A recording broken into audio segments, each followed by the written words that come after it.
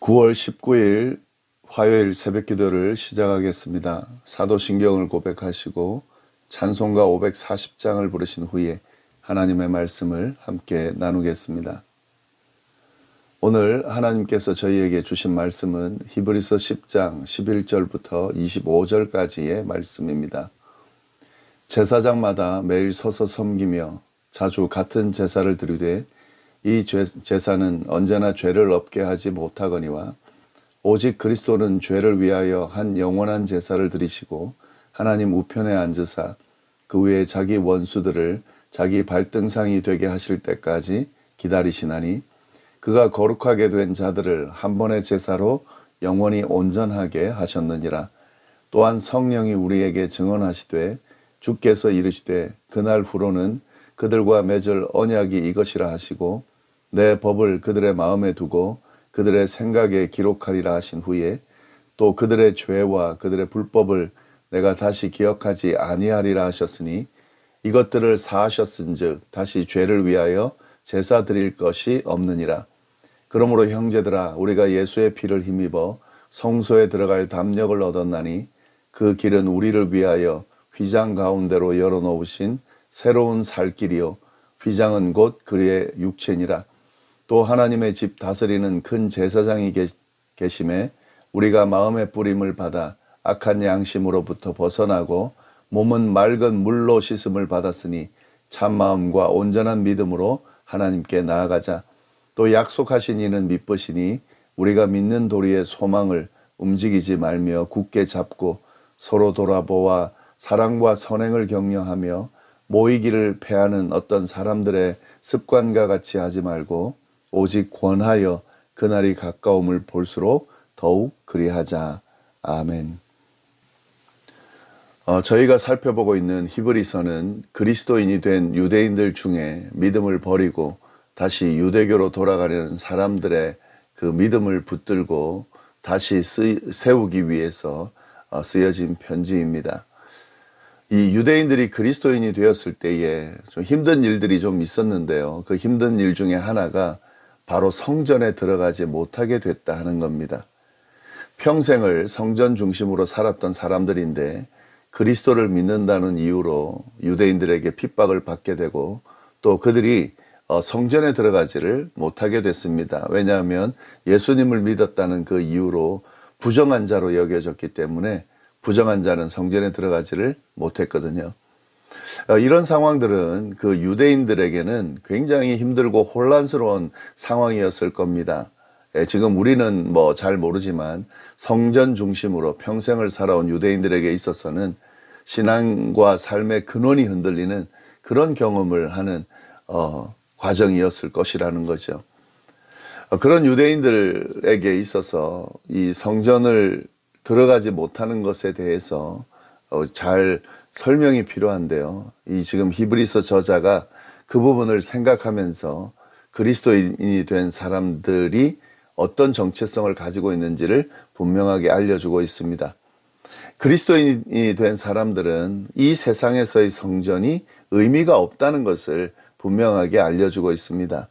이 세상에서의 성전이 아닌 참된 하늘의 성소가 있음을 알려주면서 그 성전에, 하늘의 성전에 성소에 들어가게 되었다는 사실을 분명하게 알려주고 있는 거죠. 히브리서를 쭉 보면 그 내용들이 쭉 언급이 되고 있고요. 오늘 본문도 그 내용 중에 하나로 언급이 되고 있는 겁니다.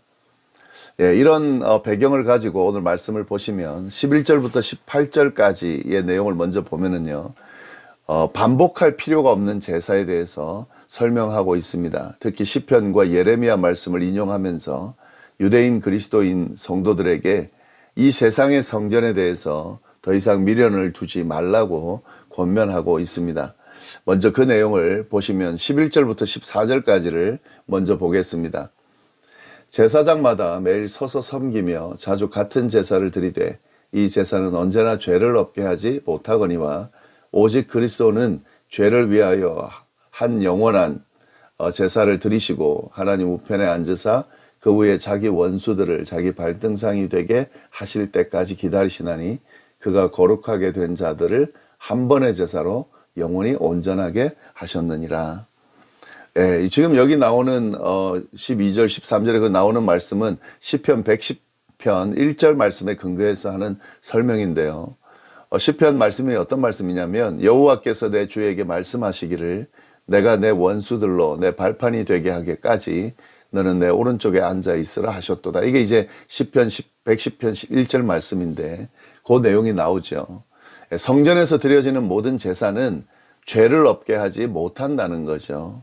예, 그 성전에서 드리는 제사는 어떻게 합니까? 매일매일 드리는 거죠. 그러나 그 매일매일 드리는 제사로 인해서 죄가 없어지는 것이 아니라 그때그때 그 죄에 대한 대가를 그냥 치르면서 계속 가는 거죠. 그러나 그리스도께서는 이 죄에 대해서 단번에 해결을 하셨다는 거죠. 영원한 제사, 한 번 드리는 영원한 제사를 드리시고 하나님 우편에 앉으셔서 오른편에 앉으셔서 모든 원수들이 그분의 발 아래에 굴복할 때까지 다스리고 계시다는 거죠. 이 예수님께서 십자가를 지시고 그 십자가를 지신 그 자신의 보혈을 통해서 드린 제사를 의미하는 겁니다. 그러나 그게 끝이 아니라 다시 부활승천하셔서 하나님 우편에 지금 앉아 계시면서 온 인류를 다스리고 있다는 거죠. 그리고 하나님의 백성들은 이 십자가로 인해서 영원히 온전하게 됐다라고 하는 말씀을 쭉 이야기를 하는 겁니다. 그리고 이 사실은 성령께서 보증하신다는 말씀도 쭉 합니다. 15절부터 18절까지의 내용을 보면 예레미야 31장 31절부터 34절까지의 말씀을 인용하면서 그 부분을 확실하게 이야기하고 있습니다. 15절부터 보시면 또한 성령이 우리에게 증언하시되 주께서 이르시되 그날 후로는 그들과 맺을 언약이 이것이라 하시고 내 법을 그들의 마음에 두고 그들의 생각에 기록하리라 하신 후에 또 그들의 죄와 그들의 불법을 내가 다시 기억하지 아니하리라 하셨으니 이것들을 사하셨은즉 다시 죄를 위하여 제사 드릴 것이 없느니라.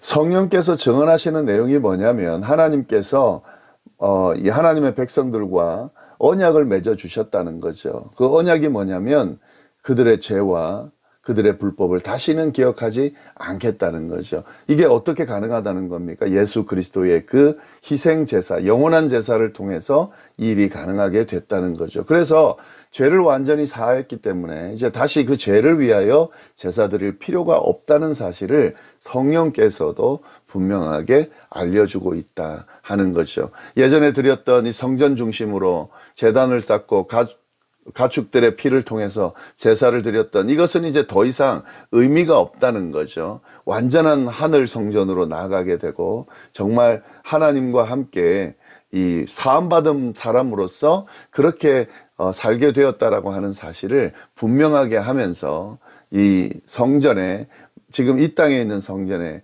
마음을 둘 필요가 없다, 매일 필요가 없다라고 하는 사실을 분명하게 알려주고 있는 것입니다. 사실 이 부분은 오늘 우리 그리스도인들에게도 아주 중요한 교훈이죠. 예, 우리가 예수 믿고 그리고 하나님을 섬기면서 경배하면서 나아갈 때에 우리가 중요하게 생각해야 되는 것이 뭐냐 하는 거죠. 화려한 건물이나 겉으로 드러나는 외형적인 예식이 그 형태가 중요한 것이 아니라 하나님께서 베푸신 그 구원의 은혜가 교회 안에 살아있느냐 아니냐 하는 것이 더 중요하다는 사실을 우리가 오늘 말씀을 통해서 분명하게 깨달을 수 있습니다. 물론 뭐 하나님을 높이기 위해서 또 그런 어떤 건물을 잘 짓고 그 안에서 신앙생활을 잘 하면서 그 예식들이 잘 드려질 수 있도록 하는 건 참 중요하지만 그 본질이 없는 겉으로만 그렇게 드러내기 위한 그런 모든 것들은 큰 의미가 없다 하는 거죠. 하나님을 섬기고 하나님을 예배하고 하나님께서 베푸신 구원의 은혜를 제대로 알고 그 은혜를 기억하면서 그 은혜 안에서 사는 것이, 그 은혜 안에서 신앙생활을 해나가는 것이, 그 은혜 안에서 교회를 세워나가는 것이 가장 중요하다라고 하는 사실 우리가 말씀을 통해서 깨달을 수 있습니다. 그래서 지금 이제 이 히브리서 저자가 또 계속해서 이야기를 하는데 유대인들에게 이제는 더 이상 매번 제사장에서 의해서 드려지는 제사가 큰 의미가 없고 도리어 직접 하나님 앞에 나아갈 수 있게 되었다는 사실을 분명하게 선포하고 있습니다. 19절 20절 말씀인데요. 그러므로 형제들아 우리가 예수의 피를 힘입어 성소에 들어갈 담력을 얻었나니 그 길은 우리를 위하여 휘장 가운데로 열어놓으신 새로운 살길이요 휘장은 곧 그의 육체다.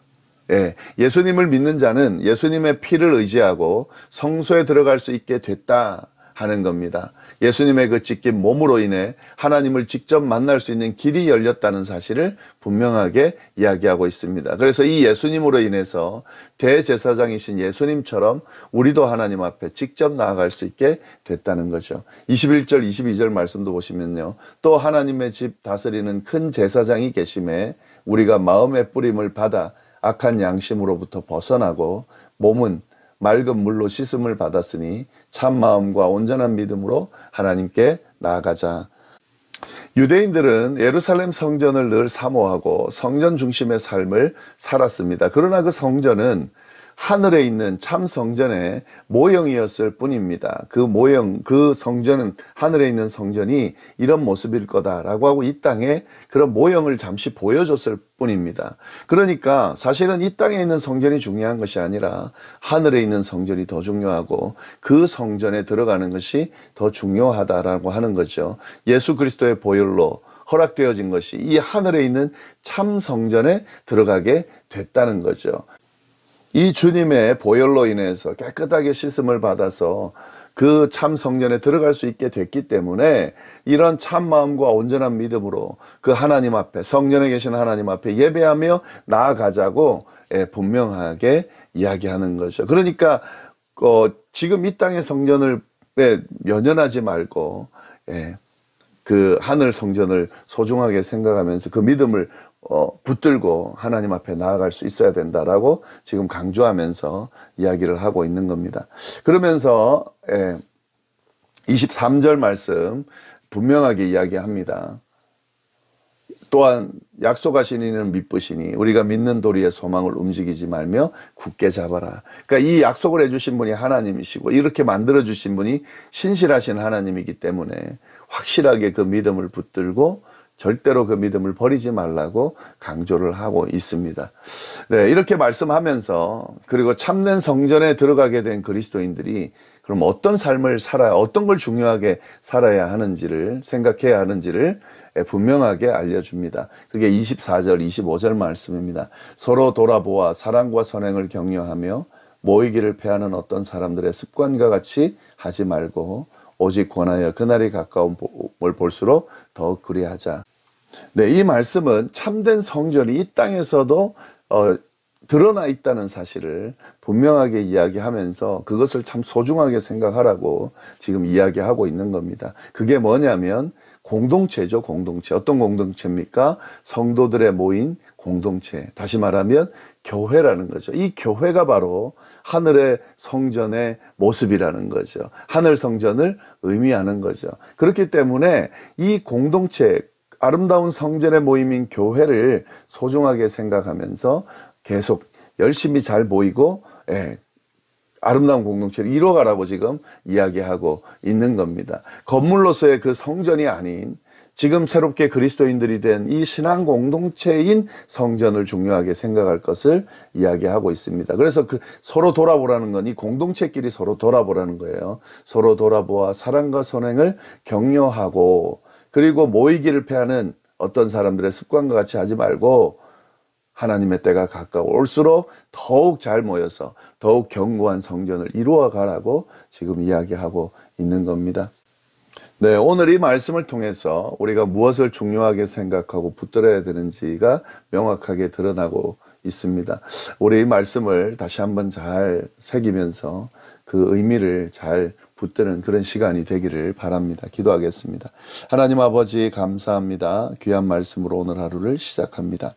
하나님께서 주신 이 귀한 하루를 말씀 붙들고 살아갈 수 있게 해주시고 특별히 우리에게 하늘 성전을 허락해 주신 그 은혜를 생각하면서 우리에게 주어진 귀한 교회를, 공동체를 소중하게 생각하고 우리의 믿음을 잘 지키는 삶이 되도록 인도하여 주옵소서. 감사하며 예수님의 이름으로 기도드립니다. 아멘.